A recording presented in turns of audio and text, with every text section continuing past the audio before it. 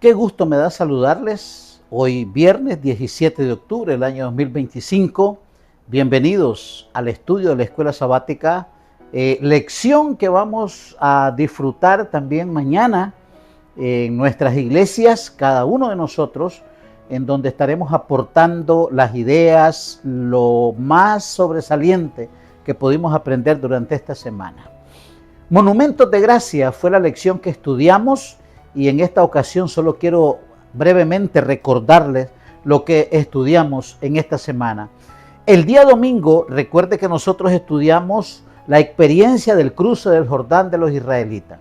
Y allí nuestro Dios le dio 3 instrucciones específicas a Josué para que se la transmitiera a los israelitas.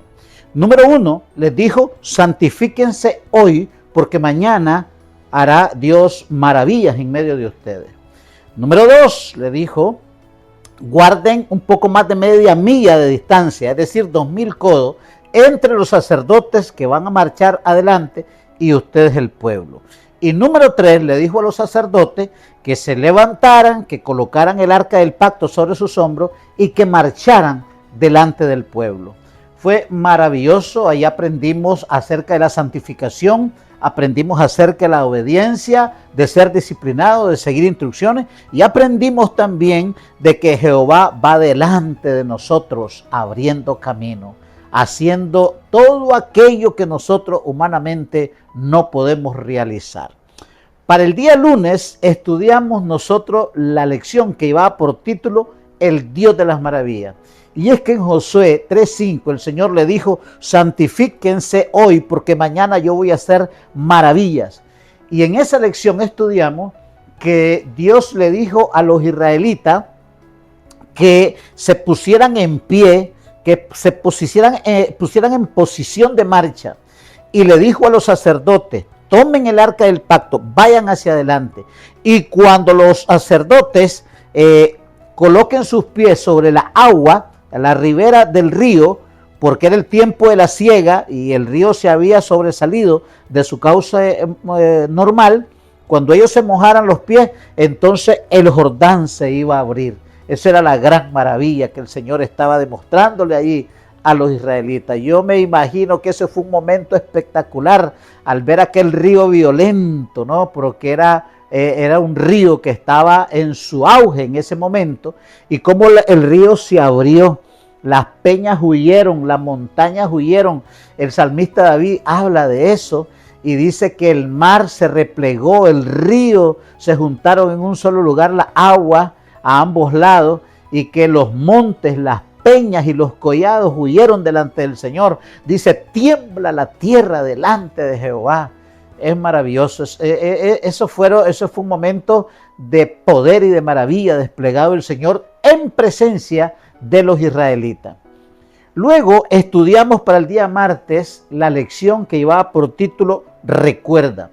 Y es que el Señor le dijo a Josué, cuando ya estaban los sacerdotes ahí, se detuvieron a mitad del río para que el pueblo pasara, el Señor le dijo a Josué: escoge a 12 hombres, uno por tribu, para que vayan ahí al lugar donde están los sacerdotes, cada uno de ellos tome una piedra, la lleve al otro lado del Jordán, especialmente en Gilgal, donde van a pasar la noche, y allí levanten un monumento. ¿Para qué ese monumento? Él dijo lo siguiente: para que cuando los hijos que van tiernos ahorita, que no entienden lo que está pasando aquí, y para aquellos que tienen memoria corta, y para aquellos que van a nacer, que no han nacido todavía, pero van a nacer, cuando esos niños les pregunten qué significa ese monumento de piedra, ellos puedan recordarles la historia de cómo Jehová abrió el río para que el pueblo pasara en seco. Es decir, le dijo: le vas a contar esta maravilla a tus hijos, a tus nietos, a tus bisnietos y a tus tataranietos, ¿verdad?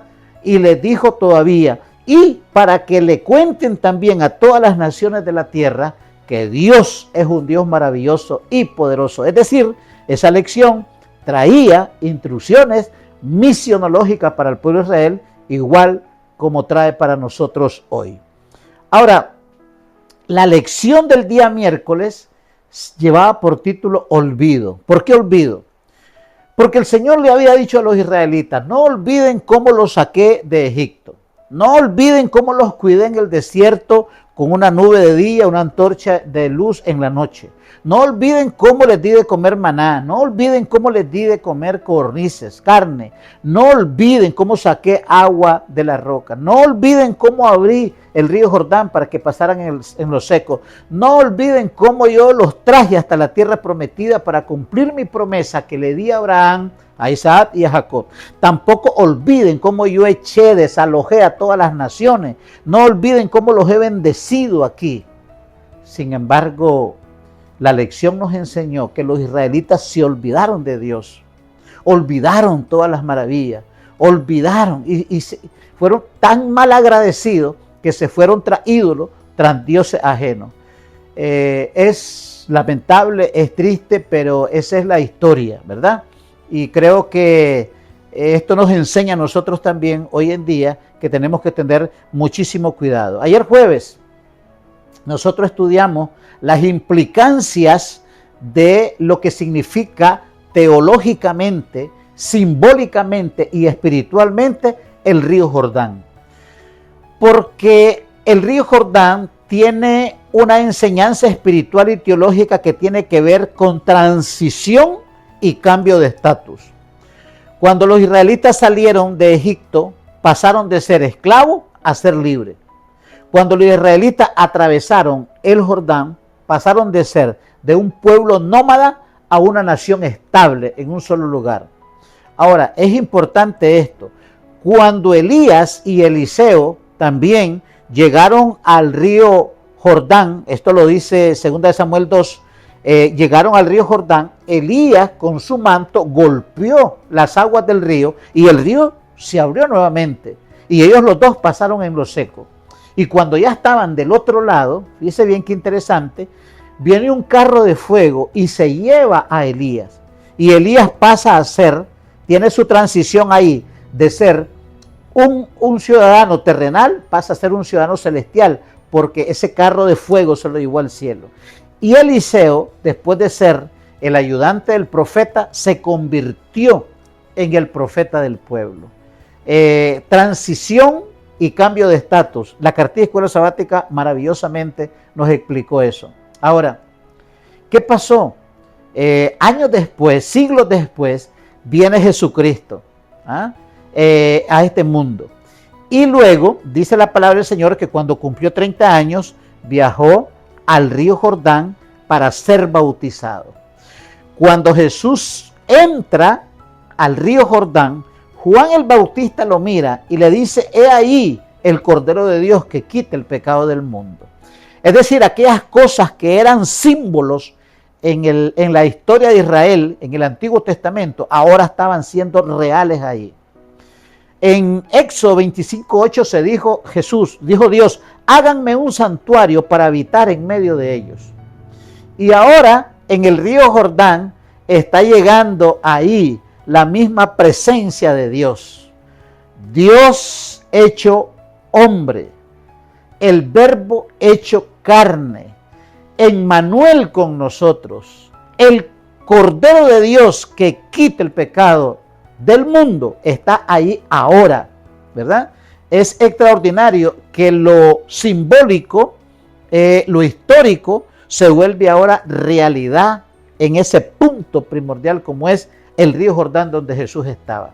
Ahora viene Jesús, se bautiza, no porque él tuviera pecado, sino porque el libro de Daniel 9:27 dice que así tenía que ser para que se cumpliera toda justicia.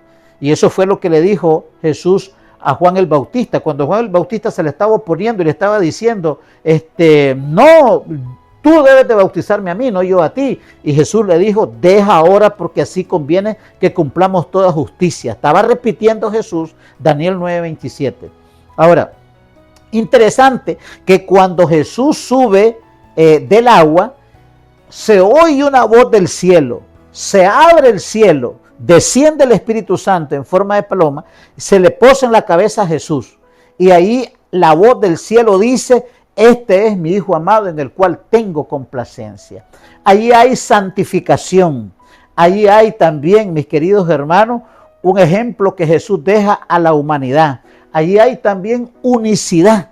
una unidad de operación entre el Padre, el Hijo y el Espíritu Santo en favor de la humanidad. Esto me dice a mí que el plan de salvación diseñado por Dios desde antes que el hombre cayera, ya estaba planificada la historia del pueblo de Israel en el desierto, que iba a tener su resumen de conclusión con el bautismo de Cristo en el río Jordán. Maravilloso eso ahí.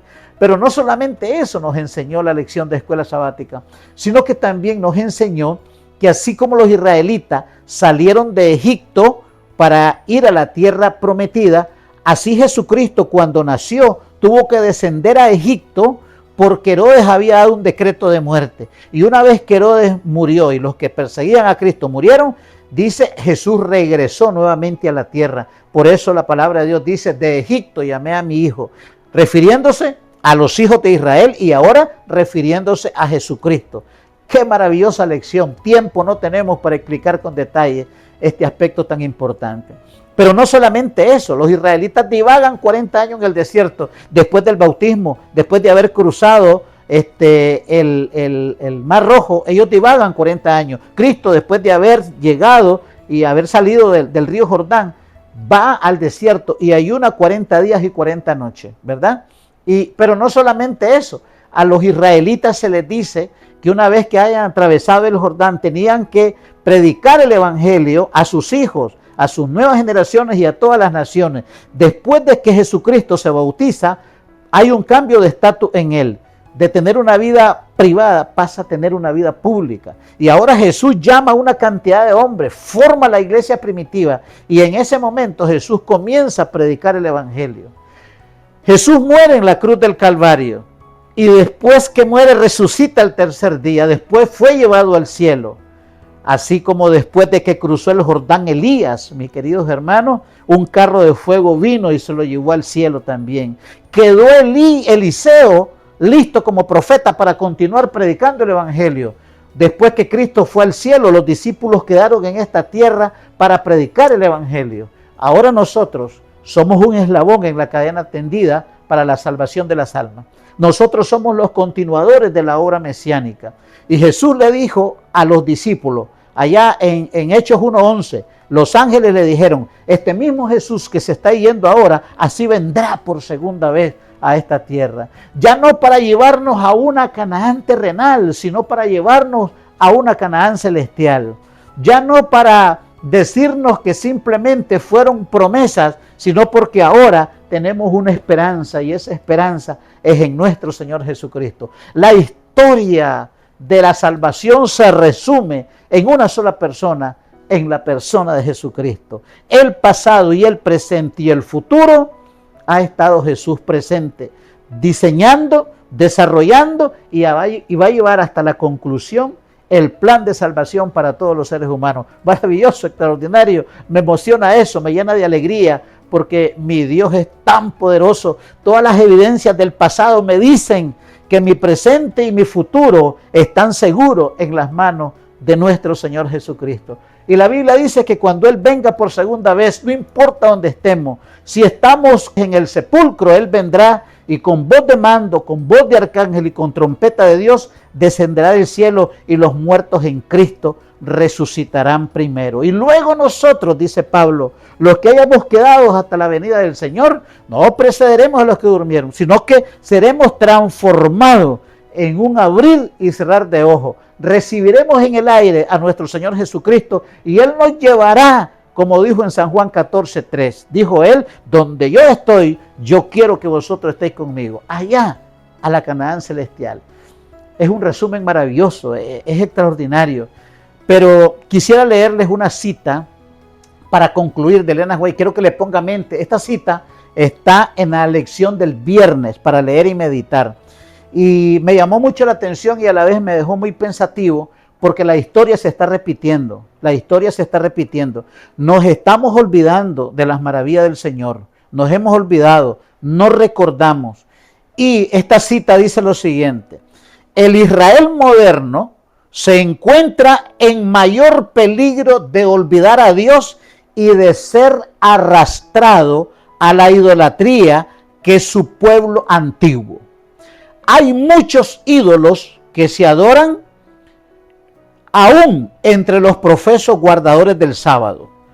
Dios le encargó a su pueblo en forma especial que se guardara de la idolatría, porque si eran desviados de su servicio del Dios viviente, su maldición recaería sobre ellos, mientras que si lo amaban con todo su corazón, con toda su alma y con toda su fortaleza, los bendeciría abundantemente en sus cestos y graneros, y quitaría la enfermedad de en medio de ellos. Elena White, Testimonio para la Iglesia, tomo 1, página 528. La historia se puede repetir. Historia de ingratitud, de olvidar, de caer en la idolatría y de ser reácido a la obediencia y seguir al Cordero por donde quiera que va. Cuidado, mis queridos hermanos, en guerra avisada no muere soldado, dicen los adagios populares, y aquí el Señor nos está diciendo, abran los ojos porque la historia se puede repetir. Quiera Dios que esta lección nos anime a acercarnos más al Señor, a hacer un nuevo pacto con Él, y recordemos que nosotros atravesamos ya el Jordán, que es la pila bautismal, y una vez que llegamos a la pila bautismal, que es nuestro Jordán, y salimos de ahí, nacimos como misioneros en el reino de los cielos. Que disfrutemos mañana esta lección con nuestros hermanos y que podamos hoy, con la ayuda de Dios, ser más que vencedores. Que Dios nos bendiga y desde ya, feliz y bendecido sábado.